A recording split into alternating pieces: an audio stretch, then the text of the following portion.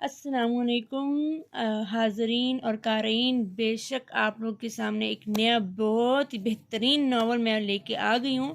देखिए जी, आपके पास सर्वर आपके सामने है, बिल्कुल पीरे कामिल। आप सब जानते हैं इसके बारे में, बस मैं ये चाह रही थी कि मैं अपना रिव्यू इसके बारे में शेयर करूँ कि मैं जब इसको मैंने पढ़ा तो मुझे इसका क्या लगा, बारे में मेरी फीलिंग्स क्या थी। हर कोई इसके बारे में, हर किताब के बारे में अपनी अपनी फीलिंग्स शेयर करता है, बट हर किसी की अलग अलग फीलिंग्स होती हैं। जैसे हर लफ्ज़ का अलग मतलब हर कोई लेता है, तो इसी तरह से ये किताब भी हमारे लिए एक अलग मतलब मेरे लिए है, आपके लिए एक अलग। तो देखते हैं इस किताब में मेरे लिए कौन कौन से मतलब थे जो मैंने एक्सप्लोर किया इस किताब को पढ़ के। किताब शुरू करने से पहले मैं बता दूं कि किताब जो है तकरीबन 3 से 4 साल हो गए मुझे पढ़े हुए, लेकिन मुझे बहुत शौक था कि मैं आपके साथ ये रिव्यू शेयर करूं, बट टाइम नहीं मिल रहा था। ये मैंने तब तक ऐसा सोचा नहीं था यूट्यूब का। तो अब मौका मिला है तो आपके सामने हाजिर हुई हूँ पीरे कामिल को लेके, दो one of the best novels in the world. तो इसको खोलते हैं जी। देखिए, मैंने आपके लिए इसको ना टाई आउट भी कर दिया है कि थोड़ा सा हम एक्साइटेड रहें। ये ले जी, हम इसकी ओपनिंग करते हैं और जी बिस्मिल्लाहिर्रहमानिर्रहीम। ये ले जी, हमारा नावल स्टार्ट होने वाला है उमेरा अहमद के हाथों का।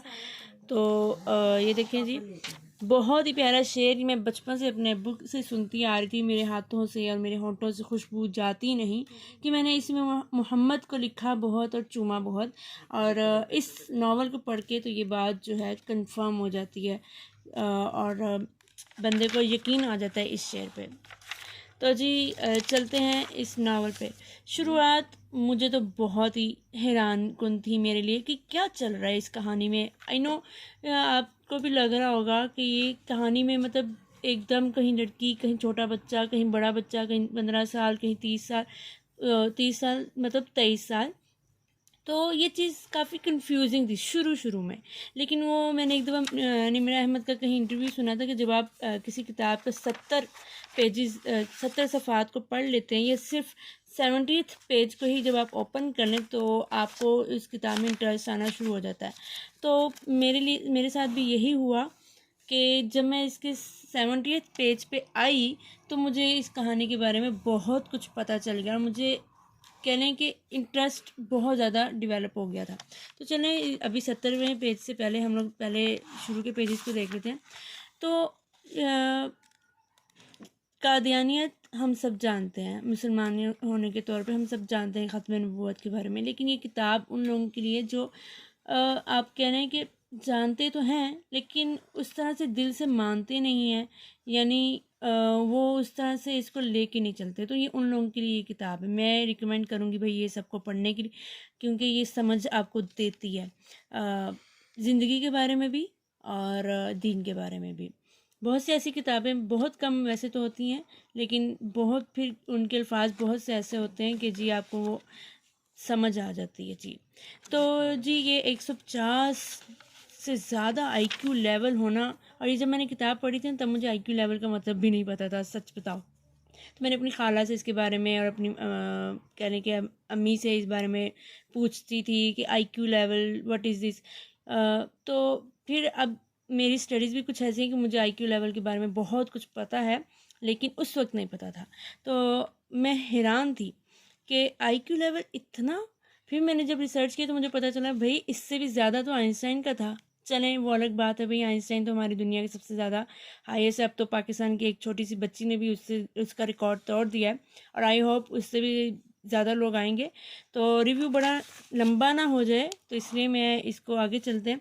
तो इसने जो मिनटों में जो इतनी मुश्किल गेम्स और उस तरह से वो बच्चा जब कर रहा था, मैं सोची थी काश मैं भी ऐसी होती, काश हम भी ऐसे कर लें, काश मेरा भी मैथ इतना अच्छा होता। हालांकि अभी भी मैं पढ़ाती हूँ बच्चों को, तो बच्चे ये कहते हैं टीचर जी आपका मैथ कैसे इतना अच्छा है, आप कैसे फरफर मैथ कर लेती हैं, जैसे फरफर हमसे तो इंग्लिश याद नहीं होती। तो मैं कहती हूँ भाई आप अगर ये पढ़ लें तो आपको पता चल जाए भाई हम तो कुछ भी नहीं है इसमें। तो बेसिकली मैं अक्सर इसको ना अपनी लाइफ में रिलेट करती रहती हूँ। ये देखिए, मैथ की प्रॉब्लम्स उसने जब सॉल्व किए, हैरान हो गई थी मैं कि इतना ज़हीन वाह भाई, वो तो अभी तक जहानत ही है। और ये सलार सिकंदर ज़ाहिर है जिसकी मैं बात कर रही हूँ उसका नाम, तो ये उसकी जहानत थी, हर किसी की में नहीं थी। तो 150 प्लस आईक्यू लेवल होना कोई कम बात तो नहीं है ना। तो उससे भी अजीब बात मुझे ये तब लगी जब उसने 3 खुदकुशियाँ कर ली।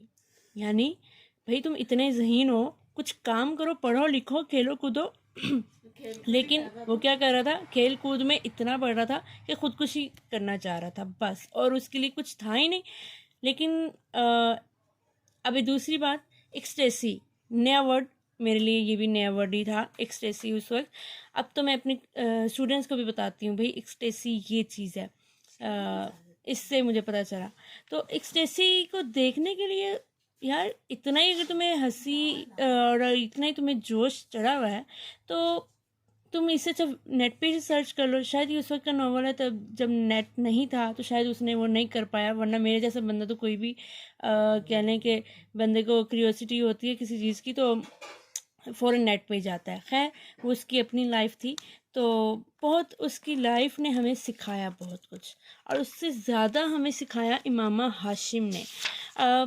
अभी भी आप अक्सर ख़त्म नबूवत की बात सुनते हैं, बहुत सी बातें सुनते हैं और लोग कहते हैं कि काश हम मेरा ईमान ताज़ा रहे, और इस तरह की दुआएं हम जब पढ़ते हैं तो मैं कहती हूँ भाई ईमान ताज़ा की दुआ के साथ साथ हमें फिर उतना अपना लेवल भी बिल्डअप भी करना चाहिए ना, जिस तरह इमामा हाशिम ने किया। तो मैं अक्सर फिर इसी की एग्जांपल देती हूँ भाई, अगर आप दुआ करें तो साथ साथ उस तरह बने भी तो सही। गैर मुस्लिम अगर वो उसे पता चलता है कि मैं गलत रास्ते पे हूँ, तो वो अगर सीधे रास्ते पे आई है तो देखिए उसने कितनी चीज़ें जो हैं फिर सफ़र भी की हैं, फिर उनको ये नहीं किया कि छोड़ दिया भाई, फिर वो आगे बढ़ती रही है।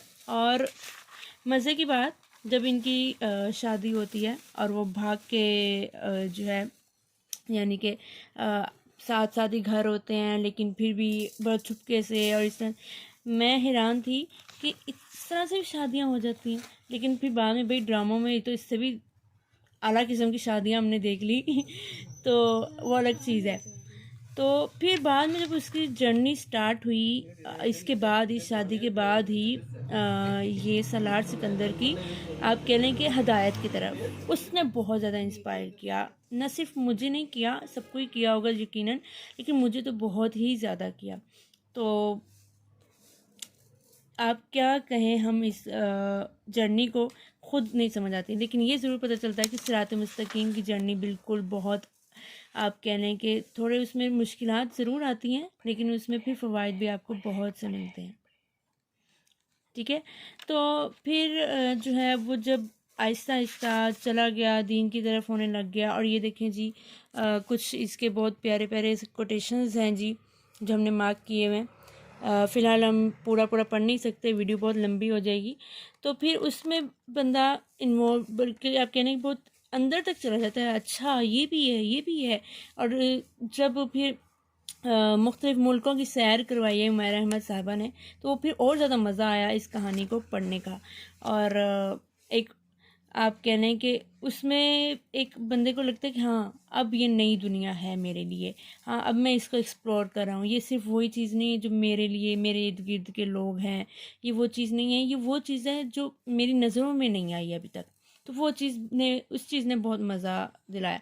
और फिर जब वो हिफ्ज़ हो गया, हज कर लिया माशाल्लाह, फिर वो ज़ाहिर है अगर आप एक कदम बढ़ाते हैं तो अल्लाह ताला फिर आपके पास दौड़ के ही आते हैं। और फिर उस हदीस पे बंदे को यकीन आ जाता है पढ़ के। तो बिल्कुल लेकिन मैं आपको बताऊं, इसको किताब को पढ़ते हुए मैंने कहा अच्छा इसका मेन जो करेक्टर है ना वो सलार सिकंदर है। हाँ अभी भी अगर हम वीडियोस वगैरह में अक्सर लोग देखते हैं सलार सिकंदर सलार सिकंदर, बहुत सी वीडियोस होती हैं। तो मुझे भी ये ना उस वक्त यही लगता था कि इसका मेन करेक्टर जो है ना यही है। तो मुझे लगा कि अब इमामा हाशिम का करेक्टर बस ख़त्म और दी एंड, अब बस सारी इसी की जर्नी होगी। लेकिन फिर आहिस्ता आहिस्ता देखें एक किस तरह से उमैर अहमद ने वाक़यात को एक कह लें कि लॉजिकल उन्होंने एक दिया है सीक्वेंस के, बंदे को लगता ही नहीं कि भाई इमामा का नाम आएगा, लेकिन जब आया तो फिर अचानक इस तरह से आया कि हर कोई हैरान हुआ मेरे साथ साथ कि भाई अच्छा आमना ही इमामा थी। वो तो खैर आगे की बात है। तो फिर जो है इसके साथ साथ फिर जब वो लाहौर भी आ गया और जब निकाह हो गया, मैं कहा ओ माय गॉड ये क्या हो गया, कोई बात नहीं, शादी तो होनी थी लेकिन कोई बात नहीं, ये वो। फिर जब उन्होंने आमना की कहानी शुरू कर दी, फिर मैंने कहा ये अब इसकी कहानी, ये फिर से क्या मतलब है, इसका क्या सीन क्या चल रहा है, समझ नहीं आई। और फिर वो जब एक साथ सलार और इमामा को ख्वाब में एक साथ आना हज उम्रा करते हुए, उसने मैंने कहा अच्छा तो ये बात है, यानी कि अब ये ख्वाब इसका पूरा होने जा रहा है। तो फिर वो जाहिर सी बात है ख्वाब पूरा होना ही था, और वो भी जब वो ख्वाब जो कि हरम काबा में उसे आया सुबह के वक्त, तो वो तो ख्वाब पूरा हुआ। और ये देखें कि फिर एंड में उस ख्वाब की उन्होंने ताबीर भी की। बहुत ही अच्छा नॉवल, सबके जिस तरह कि सबको अच्छा लगा, मुझे भी बहुत अच्छा लगा, लेकिन मैं चाहती थी कि मैं अपनी फीलिंग्स शेयर करूं। तो यकीनन ये बहुत अच्छा नॉवल है, जिन्होंने अभी तक नहीं ना पढ़ा वो ज़रूर जाएं, इसको पढ़ें। आप अगर चाहें तो इसके उमैर अहमद के और नॉवेल्स भी हैं, अगर आपको इनमें से कौन सा सबसे अच्छा लगता है आप हमें बताइए, इंशाल्लाह नेक्स्ट वीडियो हम उसी की बनाएंगे, लेकिन आपके कमेंट्स के बाद, यानी जिसके ज़्यादा कमेंट्स होंगे ना उसी की वीडियो बनाएंगे। तो आप अपना भी रिव्यू ज़रूर शेयर कीजिएगा कमेंट्स में हमें, तो हम लोग इंतज़ार करेंगे। और अभी तक के लिए इतना ही, इंतज़ार करिएगा हमारी नेक्स्ट वीडियो का। तब तक के लिए हमारे इस चैनल को सब्सक्राइब कर दें, इस वीडियो को लाइक कर दें और शेयर कर दें। अल्लाह हाफिज़।